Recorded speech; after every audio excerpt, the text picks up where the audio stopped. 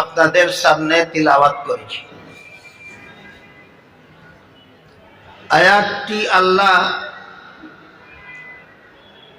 একটি ঘটনা উপলক্ষে নাযিল করেছিল।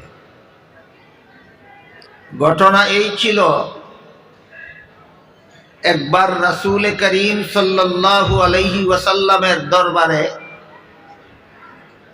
সাহাবাগণের সমন্বয়ে একটা পরামর্শ সভা বসেছিল। সেই পরামর্শ সভায়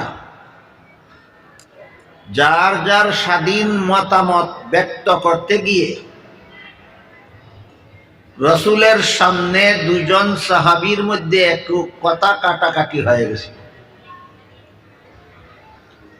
কথা কাটাকাটির এক পর্যায়ে তাদের গলার আওয়াজ বড় হয়ে গেছে। এই অবস্থার প্রেক্ষিতে তাদেরকে সতর্ক করে দিয়ে আল্লাহ এই একই সূরার 2 নম্বর আয়াত নাযিল করে বলে দিলেন, তোমরা রাসূলের সামনে জোরে কথা বলবে, দূরের কথা স্বাভাবিক আওয়াজেও কথা বলবে না। অত্যন্ত নম্র স্বরে, নিম্ন স্বরে, আদবের সাথে রাসূলের দরবারে কথা বলো। তোমরা যদি রাসূলের দরবারে জোরে কথা বলো আর তোমাদের কণ্ঠস্বরের কারণে যদি রাসূলের মনে কষ্ট হয়, তাহলে তোমাদের ঈমান আমল ধ্বংস হয়ে যেতে পারে।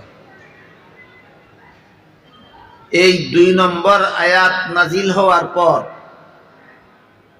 সাহাবাগণের অবস্থা এমন হলো যে তারা রাসূলের কাছে গেলে রাসূল কোনো কথা জিজ্ঞাসা করলে এত আস্তে জবাব দিতেন যে অনেক সময় রাসূল বুঝতেই পারতেন না। ঘটনা বুঝে থাকলে বলুন, যে ভুল সাহাবাদের পক্ষ থেকে হয়ে গেছিল, আল্লাহ সতর্ক করার পরে সাহাবাগণ যথাযথ সতর্ক হয়েছেন কিনা? সাহাবাদের এই সতর্ক হওয়ার প্রতি সন্তুষ্ট হয় আল্লাহ এই সূরার 3 নম্বর আয়াত নাযিল করে বলেন, ইন্নাল্লাযীনা ইয়াগুদ্দুনা আসওয়াতাহুম ইনদা রাসূলিল্লাহ, অর্থাৎ নিশ্চয়ই যারা আল্লাহর রাসূলের কাছে আস্তে কথা বলে। আয়াত নাযিলের প্রেক্ষাপট যারা বুঝেছেন তারা বলুন তো, রাসূলের কাছে আস্তে কথা বলে কারা? সাহাবায়ে কেরাম। আল্লাহ বলেন, রাসূলের কাছে যারা আস্তে কথা বলে আল্লাহ তাদের অন্তরকে তাকওয়ার ব্যাপারে পরীক্ষা করেছেন এবং তাদের অতীতের ভুল ত্রুটি মাফ করে দিয়েছে। তাহলে সাহাবায়ে কেরামের জীবনে, প্রথম জীবনে গুনাহখাতা ভুল ত্রুটি হয়েছিল, আল্লাহর পক্ষ থেকে সতর্ক করার পর তারা নিজেদেরকে পুরাপুরি সংশোধন করে নিয়েছিলেন, যাতে সন্তুষ্ট হয়ে আল্লাহ সাহাবাদের অতীত জীবনের যাবতীয় ভুল ত্রুটি গুনাহখাতা মাফ করে দিয়েছেন বলে সূরা হুজুরাতের 3 নম্বর আয়াতে ঘোষণা দিয়েছে। এই জন্য আহলে সুন্নাত ওয়াল জামাতের পরিভাষায় সাহাবাদের উপাধি হলো মাগফুর। মাগফুর মানে ক্ষমাপ্রাপ্ত। মাগফুর মানে ক্ষমাপ্রাপ্ত। যেহেতু সাহাবারা যত ভুল ত্রুটি করেছিলেন সংশোধন করে নিয়েছেন, আল্লাহ সন্তুষ্ট হয়ে গিয়েছেন, তাদের সাধারণ ক্ষমার ঘোষণা দিয়েছেন, ক্ষমাপ্রাপ্ত। এই জন্য আহলে সুন্নাত ওয়াল জামাতের পরিভাষায় সাহাবাদের উপাধি হলো মাগফুর। মাগফুর অর্থই ক্ষমাপ্রাপ্ত। এবার বলুন, আল্লাহর কাছে যারা ক্ষমাপ্রাপ্ত তারা কি সমালোচনার যোগ্য? আল্লাহ যাদের ভুল ত্রুটি মাফ করে দিয়েছেন তাদেরও সমালোচনা করা যায়? যায় না। এই জন্য আহলে সুন্নাত ওয়াল জামাতের বিধান মতে সাহাবাদের সমালোচনা করা হারাম। সাহাবাদের সমালোচনা করা হারাম। তিরমিজি শরীফের বর্ণিত এক হাদিসে রাসূল করিম সাল্লাল্লাহু আলাইহি ওয়াসাল্লাম বলেন, ইযা রাআইতুমুল্লাযীনা ইয়াসুব্বুনা আসহাবী ফাকুলু লানাতুল্লাহি আলা শারদিকুম।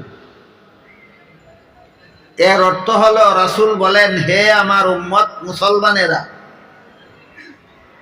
তোমরা যদি ওই সমস্ত লোকদের দেখতে পাও যারা আমার সাহাবাদের সমালোচনা করে, তাদেরকে বলে দিও আমার সাহাবা সমালোচকদের উপর আল্লাহর লানত।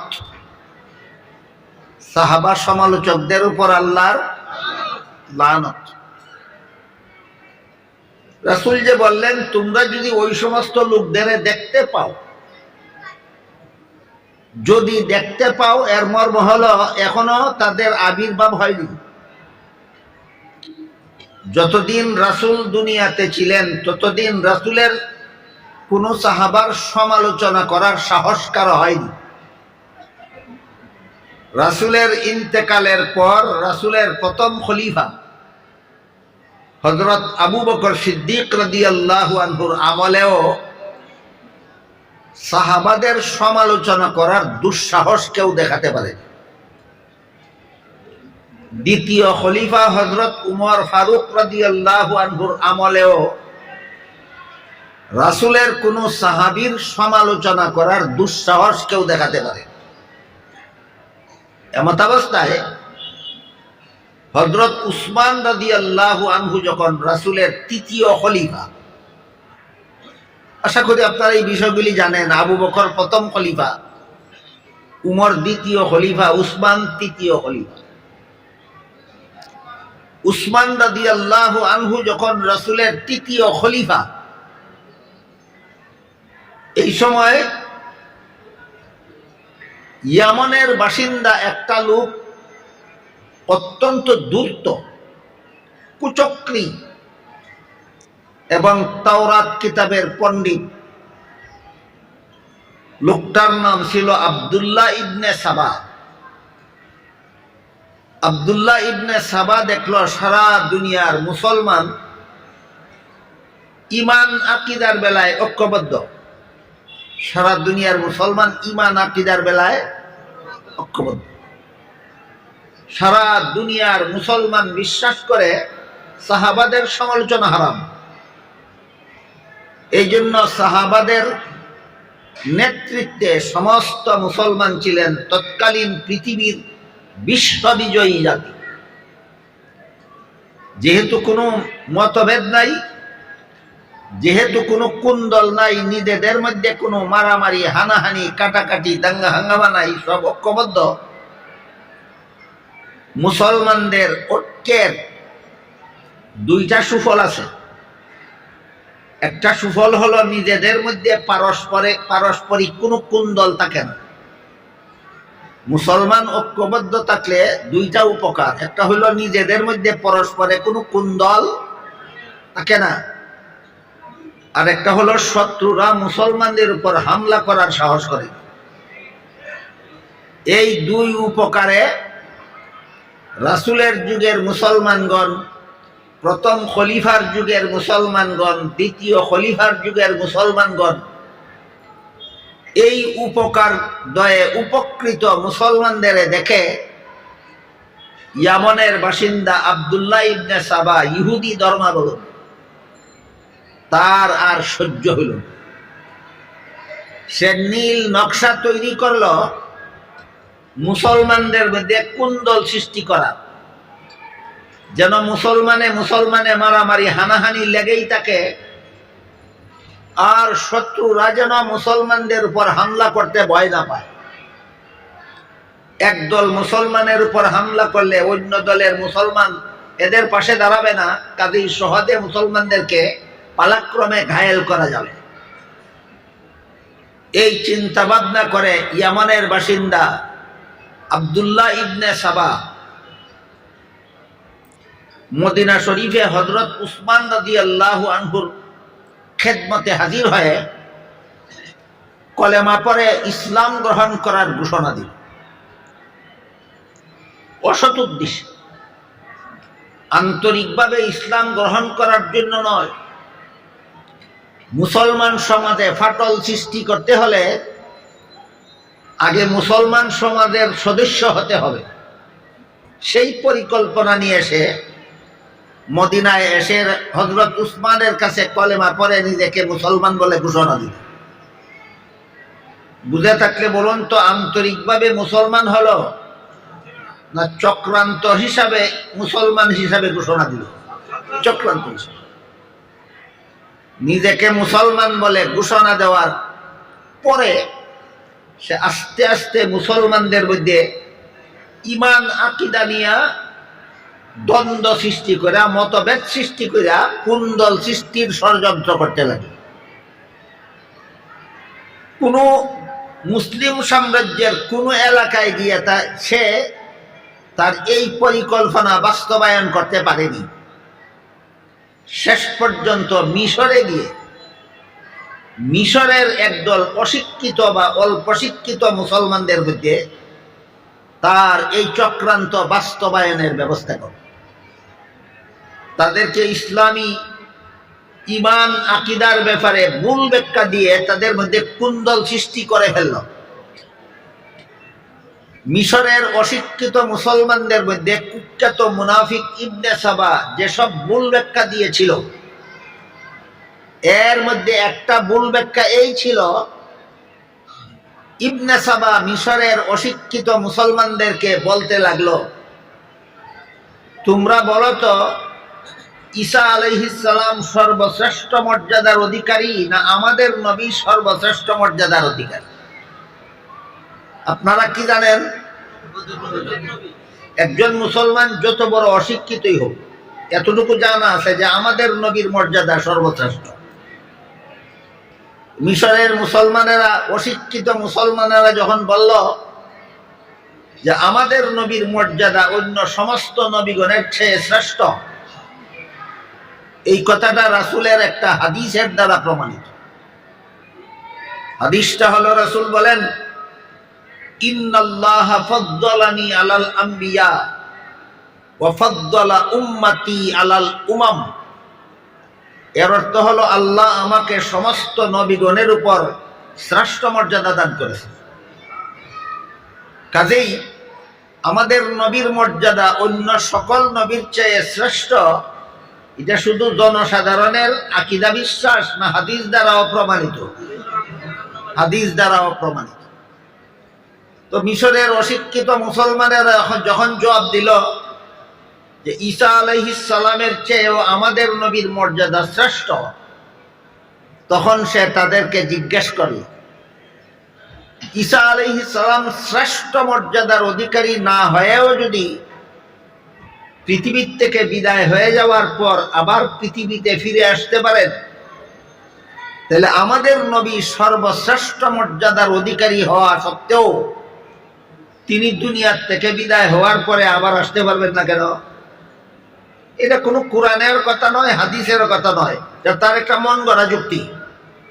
এটা তার একটা মন গড়া যুক্তি। এই যুক্তির ভ্রান্তি হলো, এখানে ঈসা আলাইহিস সালামের মরণ বাকি আছে। মরণ ব্যতি রেখে আল্লাহ শত্রুদের হাত থেকে হেফাজত করার জন্য ঈসা আলাইহিস সালামকে সশরীরে জীবিত অবস্থায় আসমানে উঠিয়ে নিয়েছিলেন।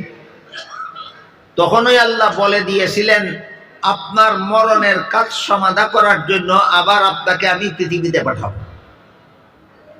বলেন তো, ঈসা নবীর পুনরায় পৃথিবীতে আগমন করা এটা মর্যাদার ব্যাপার না ওনার মরণের কাজ সমাধা করার ব্যাপার? এই আসল জিনিসটা না বলে কেন মর্যাদার প্রশ্ন উত্থাপন করে মুসলমানদের মধ্যে একটা ভ্রান্ত মতবাদের সৃষ্টি করল। এই যুক্তি দিয়ে সে মুসলমান সমাজে প্রচার করতে লাগলো মুহাম্মদুর রাসূলুল্লাহ এই দুনিয়াতে আবার ফিরে আসবেন এবং তিনি মুসলমানদের সমাজে অদৃশ্য অবস্থায় বিরাজমান হাজির নাজির থাকবেন। কুখ্যাত মুনাফিকের এই মতবাদ থেকে মুহাম্মদুর রাসূলুল্লাহকে হাজির নাজির বলে প্রচার করার এই ইসলাম বিরোধী মতবাদ চালু হয়। গেল একটা চক্রান্তের আলোচনা।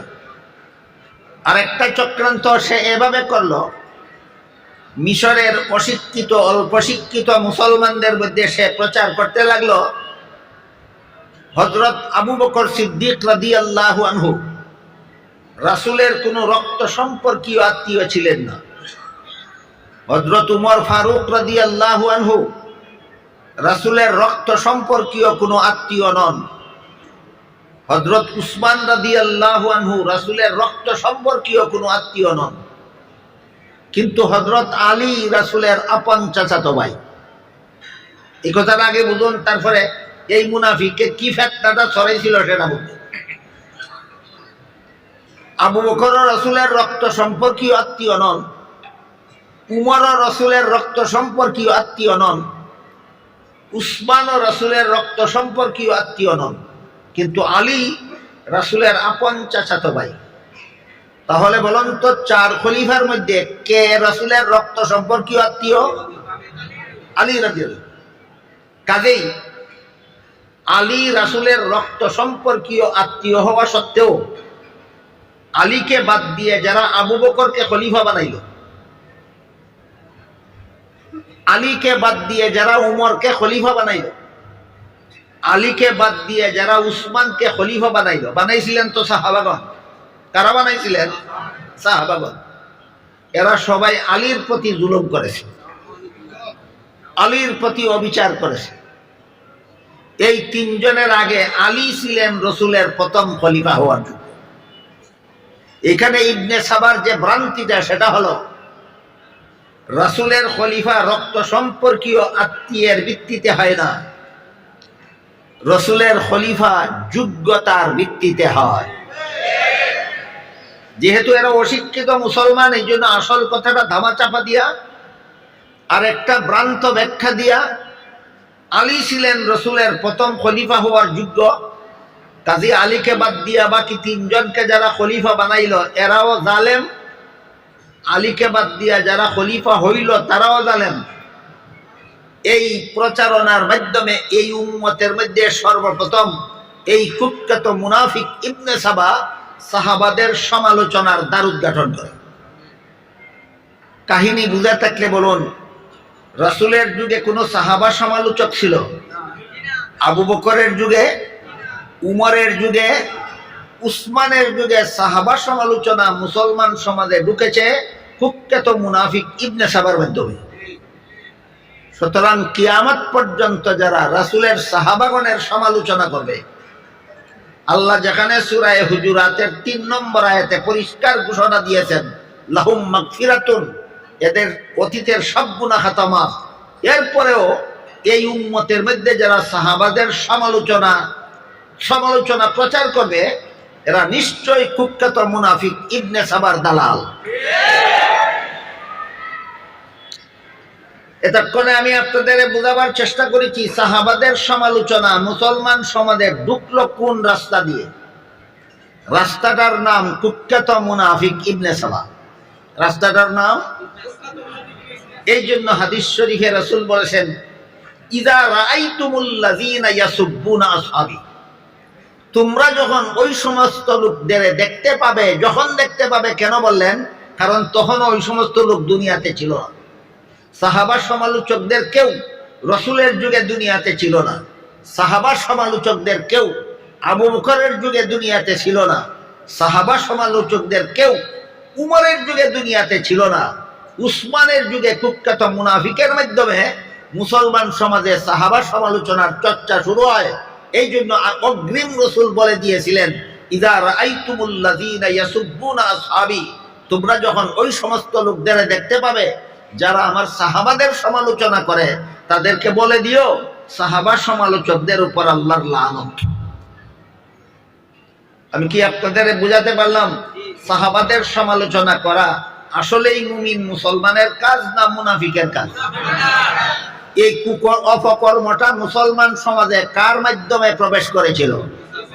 কুখ্যাত মুনাফিক ইবনে সাবার মাধ্যমে প্রবেশ করেছিল।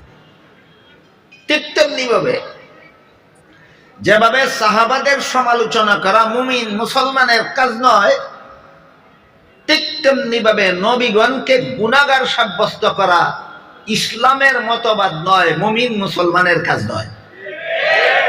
নবীগণকে গুনাহগার সাব্যস্ত করা ও ইসলামের মতবাদ নয়, মুমিন মুসলমানের কাজ নয়। এই ব্যাপারে আল্লাহ পাক রব্বুল আলামিন পবিত্র কোরআনে বলেন, লা ইয়ানালু আহদিজ জালিমিন, গুনাহগারদেরকে আমি নবী বানাই না, কোন গুনাহগারকে আমি নবী বানাই না, আর যাদেরকে নবী বানাই তারা কোনোদিন গুনাহ করে না। কথাটা বুঝে থাকে বলুন তো, আল্লাহর এই বিধানটা এক দুইজন নবীর বেলায় না সকল নবীর বেলায়? সমস্ত নবীগণের বেলায় আল্লাহ সামগ্রিক মূলনীতির ঘোষণা দিয়ে বলেন, সমস্ত নবী রসুলগণ হয়ে থাকেন আজীবন বেগুনাহ। এইটাই ইসলামের বিশুদ্ধ মতবাদ, এইটাই মুমিন মুসলমানের ঈমান আকীদা। কিন্তু আমাদের বর্তমান সমাজে নবীগণকে পাপিষ্ঠ সাব্যস্ত করার মতো জঘন্যতম অপপ্রচারক কিছু নামদারি মুসলমানের দ্বারা চালু হয়েছে। মুসলমান সমাজে সাহাবাদেরকে গুনাহগার সাব্যস্ত করার অপপ্রচার কোন রাস্তা দিয়ে প্রবেশ করলো, এবার সেই রাস্তাটা আপনাদেরকে বলতে চাই। মুসলমান সমাজে সাহাবাদের সমালোচনা একটা রাস্তা দিয়ে প্রবেশ করেছিল কিনা? রাস্তাটার নাম ইবনে সাবা। ঠিক তেমনি ভাবে মুসলমান সমাজের মধ্যে নবীগণকে গুনাহগার সাব্যস্ত করার অপপ্রচার আরেকটা রাস্তা দিয়ে প্রবেশ করেছে। এবার সেই রাস্তাটা আমি আপনাদের সামনে তুলে ধরতে চাই, যেন সাহাবাদের সমালোচক এবং নবীগণের সমালোচকদের কোন রকমের প্রতারণায় আপনারা ধোঁকা না খান। বাংলাদেশের মুসলমানদের মধ্যে খ্রিস্ট ধর্ম প্রচারের জন্য বাংলাদেশের স্বাধীনতার সূচনাকাল থেকে খ্রিস্টানদের একটা সংগঠন কাজ করে যাচ্ছে। সংগঠনটার নাম হইল খ্রিস্টান মিশনারি বাংলাদেশ। এরা তাদের ধর্ম বাংলাদেশের মুসলমানদের মধ্যে প্রচার করার জন্য অসংখ্য বই পুস্তক পুস্তিকা প্রকাশ করেছে। তাদের প্রকাশিত পুস্তক পুস্তিকাগুলির মধ্যে একটা বইয়ের নাম আছে কোরআনের আলোকে বেহেশতে যাওয়ার পথ। নামটা দেখলেই কোনো সাধারণ মুসলমান কল্পনাও করতে পারবে না যেটা কোনো খ্রিস্টানের লেখা বই। কারণ কোরআনের আলো খ্রিস্টান কি জানে? জানলে মুসলমানের আলেম জানে। বেহেশতে যাওয়ার পথ খ্রিস্টানে কি বুঝে? বুঝলে মুসলমানের আলেম বুঝে।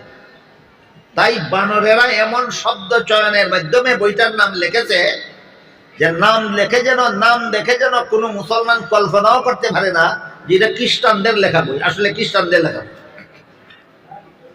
খ্রিস্টানদের লিখিত সেই কোরআনের আলোকে বেহেশতে যাওয়ার পথ বইয়ে লেখে, সর্বপ্রথম মানুষ আদম সর্বপ্রথম পাপিষ্ট। আপনারা বলুন, আদম কি শুধু সর্বপ্রথম মানুষ না সর্বপ্রথম নবীও? হ্যাঁ, আদম সর্বপ্রথম মানুষও সর্বপ্রথম নবীও। খ্রিস্টানেরা তাদের বইয়ে লিখেছে তিনি সর্বপ্রথম পাপিষ্ট। কি ছিল তার পাপ? সেই বইয়ে লেখে আদমের পাপ ছিল জান্নাতে নিষিদ্ধ গাছের ফল খাওয়া। আদমের পাপ ছিল জান্নাতে নিষিদ্ধ গাছের ফল খাওয়া। আপনারা যে সমাজে বাস করেন, আপনাদের সমাজের ফাঁকে ফাঁকে এমন যথেষ্ট ইবনে সাবার মতো মুসলমান আছে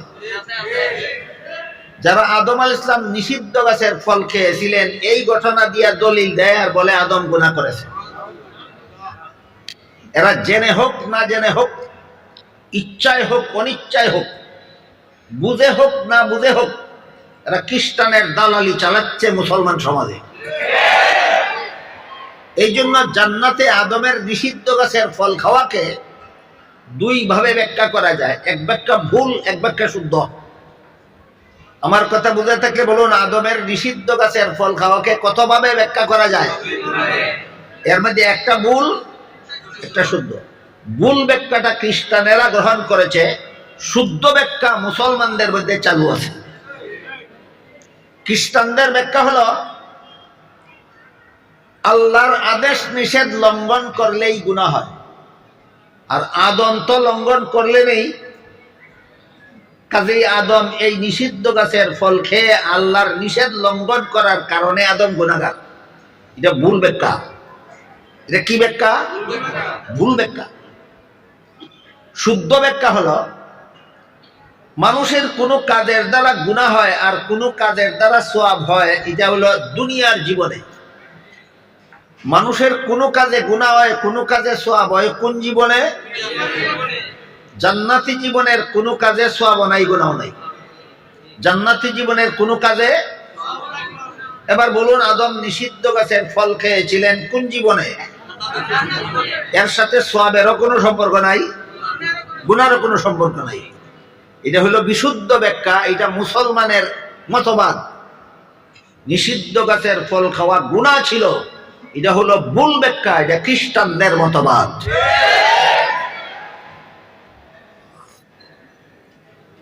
তাহলে মুসলমান সমাজে আজকাল যারা নবীগণকে গুনাহগার সাব্যস্ত করে অপপ্রচার চালাচ্ছে, এটা কি মুসলমানের মতবাদ মুসলমান সমাজে প্রচার করে বেড়াচ্ছে, না খ্রিস্টানদের মতবাদ মুসলমানের সমাজে প্রচার করে বেড়াচ্ছে? মুসলমান সমাজের মধ্যে নবীগণকে গুনাহগার সাব্যস্ত করার এই ভ্রান্ত মতবাদের প্রচারণা ঢুকেছে যেই রাস্তা দিয়ে, সেই রাস্তাটার নাম হইল খ্রিস্টবাদ। খ্রিস্টবাদের রাস্তা দিয়ে মুসলমান সমাজে নবীগণকে গুনাহগার সাব্যস্ত করার অপপ্রচার ঢুকেছে। আর কুখ্যাত মুনাফিক ইবনে সাবার রাস্তা দিয়ে মুসলমান সমাজে সাহাবায়ে কেরামের সমালোচনার বদ অভ্যাস ঢুকেছে। এই দুইটা বদ অভ্যাস একই প্রকারের মানুষের মধ্যে পাওয়া যায়। যারা বলে নবীরা গুনাহগার, তারাই বলে সাহাবাগণ সমালোচনার যোগ্য। যারা বলে নবীগণ গুনাহগার, তারাই বলে সাহাবাগণ সমালোচনার যোগ্য। সুতরাং নবীকে গুনাহগার সাব্যস্ত করা আর সাহাবাদেরকে সমালোচনার পাত্র সাব্যস্ত করা, এটা একটাও মুসলমানের মতবাদ নয়। একটা কুখ্যাত মুনাফিক ইবনে সাবার মতবাদ, আর একটা খ্রিস্টানদের মতবাদ।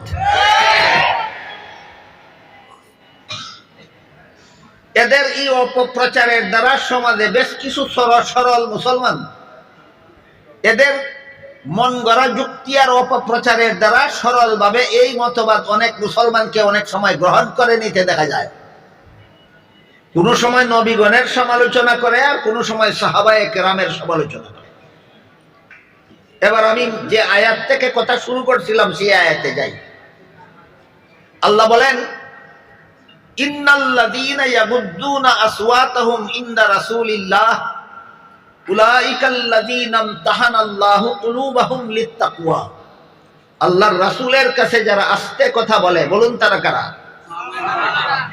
আল্লাহ পাক রব্বুল আলামিন বলেন, এদের অন্তরকে আমি তাকওয়ার ব্যাপারে পরীক্ষা করেছি। সাহাবায়ে কেরামের অন্তরকে আল্লাহ পরীক্ষা করেছেন। পরীক্ষা কি লেখাপড়ার আগে হয় না পরে হয়? তাহলে সাহাবায়ে কেরামের লেখাপড়াটা হইল কোথায়? রাসূল করিম সাল্লাল্লাহু আলাইহি ওয়াসাল্লাম সাহাবায়ে কেরামকে দীর্ঘ 23 বছর লেখাপড়া করেছেন। সাহাবাদের উস্তাদ ছিলেন রাসূল, রাসূলের উস্তাদ ছিলেন আল্লাহ। সাহাবাদের উস্তাদ ছিলেন রাসূল, রাসূলের উস্তাদ ছিলেন আল্লাহ। দীর্ঘ 23 বছরে রাসূল সাহাবাদেরকে 30 পারা কোরআন এবং বর্তমান দুনিয়ার মুসলমানদের কাছে রেখে যাওয়া প্রায় 10 লক্ষ হাদিস আল্লাহ রাসূল সাহাবা কেরামদেরকে শিক্ষা দিয়েছেন। 30 পারা কোরআন শিক্ষা দিয়েছেন, 10 লক্ষ হাদিস শিক্ষা দিয়েছেন। এবার আসলো পরীক্ষার পালা।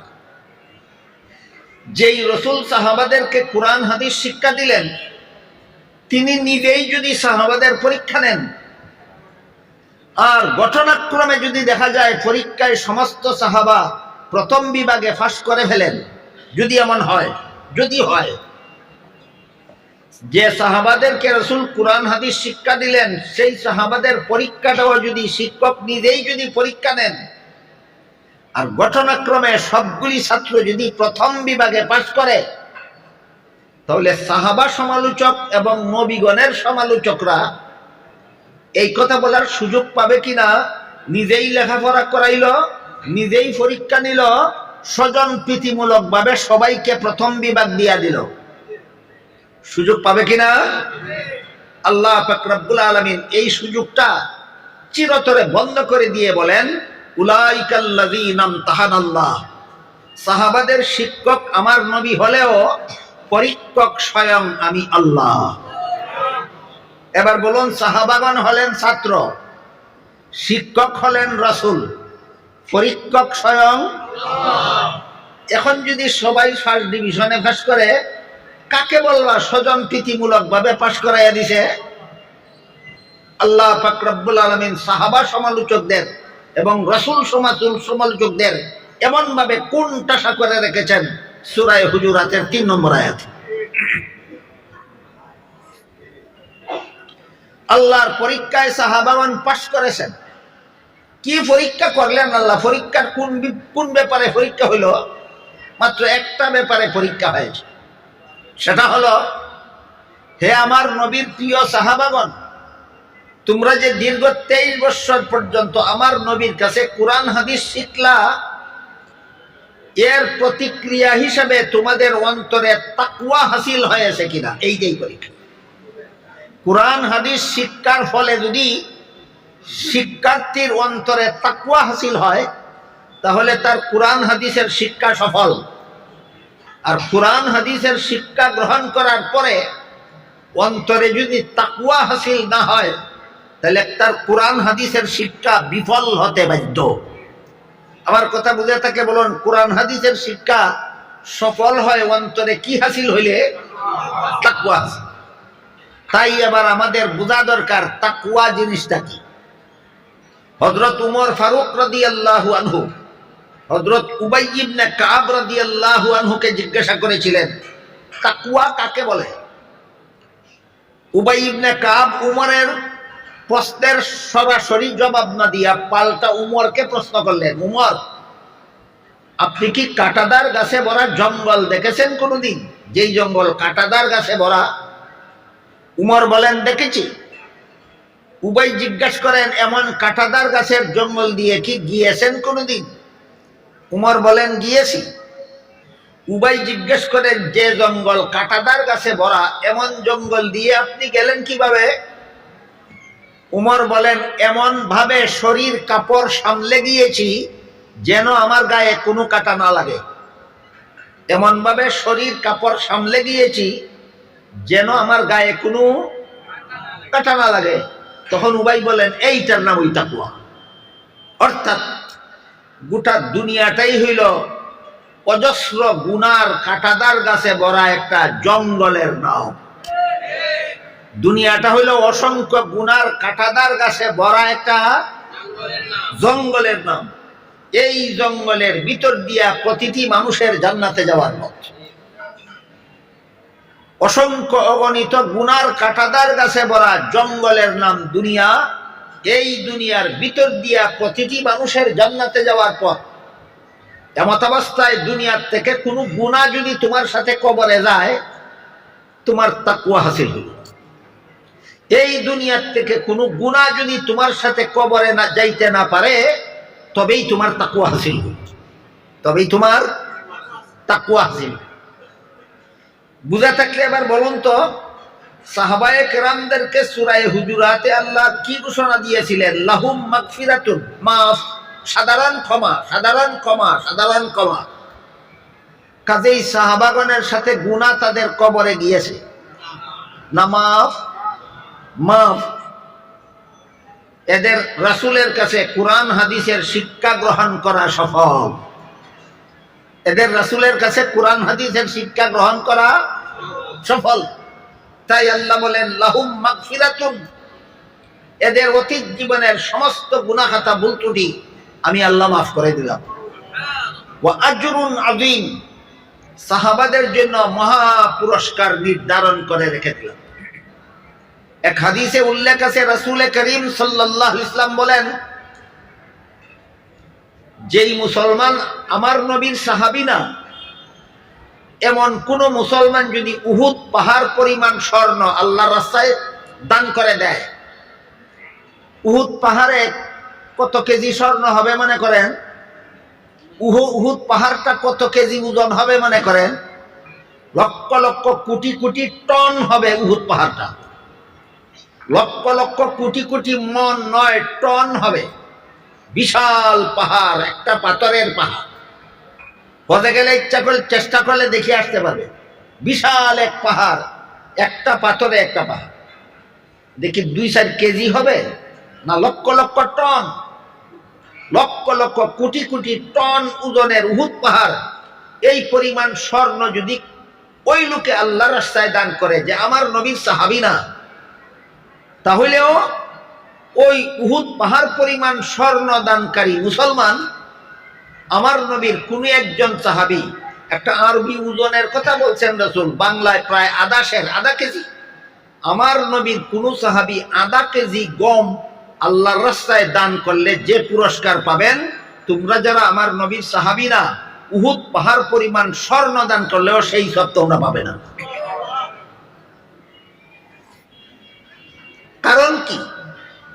হাদিসের ব্যাখ্যায় মুহাদ্দিসিনে কেরাম লিখেছেন, কারণ হলো মুহাম্মদুর রাসূলুল্লাহর সাহাবাগণ ওই পরিবেশে ইসলাম গ্রহণ করেছিলেন, যে পরিবেশে ইসলাম গ্রহণ করলে নিজের বাবা শত্রু হয়, নিজের মা শত্রু হয়, নিজের ভাই শত্রু হয়, নিজের বোন শত্রু হয়, নিজের ছেলে শত্রু হয়, নিজের মেয়ে শত্রু হয়, নিজের পরিবার শত্রু হয়, সমাজ শত্রু হয়, দেশ শত্রু হয়।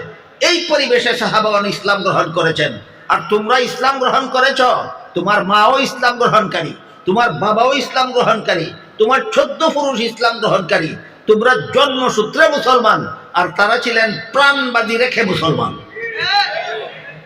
এই জন্য রাসূল করিম সাল্লাল্লাহু আলাইহি ওয়াসাল্লাম বলেন, আমার কোন একজন সাহাবী প্রায় আধা কেজি গম আল্লাহর রাস্তায় দান করলে আল্লাহর কাছে যেই পুরস্কার পাবেন, যারা আমার নবীর সাহাবী না, যারা আমার সাহাবী না, তারা উহুদ পাহাড় পরিমাণ স্বর্ণ দান করলেও আল্লাহর কাছে সেই পুরস্কার পাবে না।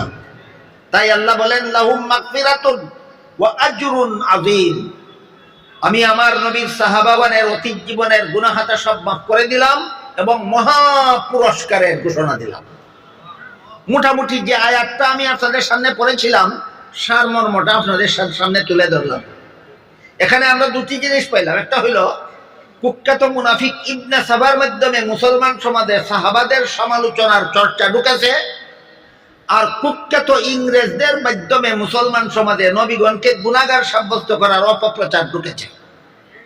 এই দুইটা অপকর্মে আমাদের সমাজে যে সমস্ত নামধারী মুসলমানেরা লিপ্ত, এরা যদি আপনাদেরকে বলে চলুন আমরা সব মুসলমান একদল হইয়া যাই, মুনাফিকদের দালালের সাথে একদল হতে যাবেন, খ্রিস্টানের দালালদের সাথে একদল হতে যাবেন, সাথে সাথে বলবেন মুনাফিকের দালালি ছাড়া যদি সব মুসলমান একদল হতে চাও, খ্রিস্টানের দালালি ছাড়া যদি সব মুসলমান একদল হতে চাও। আল্লাহ আপনাদের আমাদের সবাইকে একদল হওয়ার এই রূপরেখা, একদল হওয়ার এই ম্যানিফেস্টো বুঝার এবং সর্বদা স্মরণ রাখার তৌফিক আল্লাহ সবাইকে দান করুন। সবাই বলুন আমিন। সুবহান রাব্বিকা রাব্বিল ইজ্জাতি আম্মা ইয়াসিফুনা ওয়া সালামুন আলাল মুরসালিন ওয়ালহামদুলিল্লাহি রাব্বিল আলামিন।